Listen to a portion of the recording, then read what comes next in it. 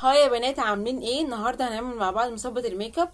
لو عايزين تكملوا الفيديو وتشوفوا ازاي تعمل مثبت الميك اب بطريقه سهله جدا وكمان بمنتجات اقل من 10 جنيه، يلا بينا نتابع الفيديو. بس قبل اي حاجه روح اعملوا سبسكرايب وتضغطوا زر الجرس عشان يوصلكوا كل دي بنزله.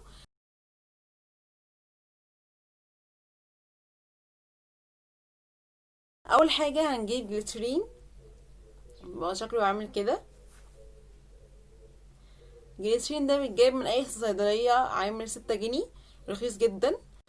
تاني حاجة هنجيبها هي مية الورد. مية الورد برضو حلوة جدا للبشرة، وكلنا عارفين من غير ميك اب وبميك اب محتاجينها لبشرتنا جدا عشان بتنضفها وتخليها رطبة على طول. تمام. بعد كده هنجيب اي مية معدنية، وطبعا هنحتاج اي ازازة فاضية عشان نحط فيها المثبت. ده كان مثبت ميك اب من ايفر بيوتي وخلص خلاص، وعملت غيره زي ما انتم شايفين خلاص برضو خلص، فهعمل معاكم ازازة كاملة تاني. بصي يا بنات، انا دلوقتي عايرت الازازه، يعني حطيت نصها ميه ورد ونصها التاني حطيته ميه معدنيه. بعد كده هحط 5 قطرات من 5 ل10 نقط جليسرين لان انا بشرتي جافه. تمام. فانا عايرتهم برضو، لقيتهم يعتبر يعني معلقه شاي صغننه عشان احط بس 5 نقط، فهنظبطهم كده مع بعض.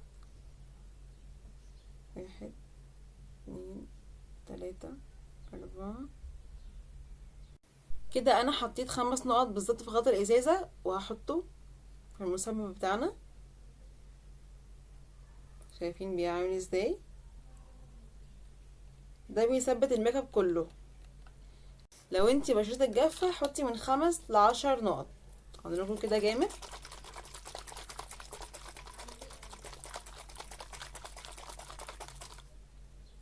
ده بقى شكله. هرشه كده على وشي بعد ما نرجه. بعد كل استخدام لازم ترجي المثبت عشان المواد كلها اللي فيه تتفاعل مع بعضها تاني. هنرشه كده من بعيد، وبكده هيكون الميك اب بتاعك ثابت 24 ساعه ولحد ما ترجعي من بره. عموما هتقعدي قد ايه؟ ويا رب يكون الفيديو عجبكم. لو عجبكم الفيديو ياريت تعملوا سبسكرايب واضغطوا زر الجرس عشان يوصلك كل جديد، وعملوا شير ولايكات كتير. باي.